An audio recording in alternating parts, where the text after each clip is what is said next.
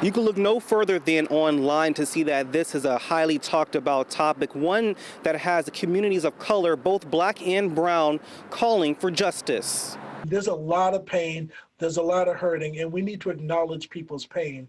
And one way to acknowledge that is levels of accountability. Dr. Lorenzo Boyd is speaking to the hurt and the pain felt in the communities of color after one out of the 3 officers was charged after the death of Breona Taylor in Louisville, Kentucky. While there are 6 possible homicide charges under Kentucky law, these charges are not applicable to the facts before us. Dr. Boyd says with the other 2 officers not being held accountable, it's not too far of a stretch to say more protests will spark, and not just in Kentucky. Even in professional sports and even in the NHL, you see things that say justice for Breona Taylor.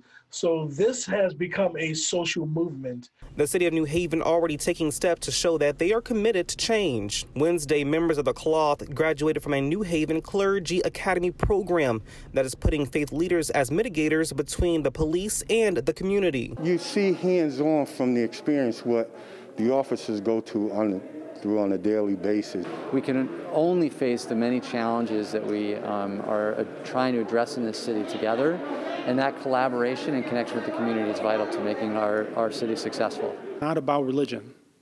This is about community. This is about building community and improving on outcomes. Outcomes that will be tested in time, but within the crowd of clergy, one graduate says as she reflects on the state of Kentucky that people need to recognize the pain and look beyond the protests. They're a community that is in pain, a community that's hurt, a community that is trying to heal. So there's 2 dynamics, or maybe multiple dynamics, that show one perspective but not the entire picture. So we want to make sure that you understand that there is calm there, there is love there. Dr. Reverend Marcia Smith, along with her daughter, was at a protest in Kentucky and has observed many outlooks on Taylor's death and says people need to remember we are all family. But when one of our family members are hurting, we should be concerned about that family member. Breona Taylor's family is my family. That's how I feel. So now when we're disconnected about family, there's some other issues, I think, going on in that person.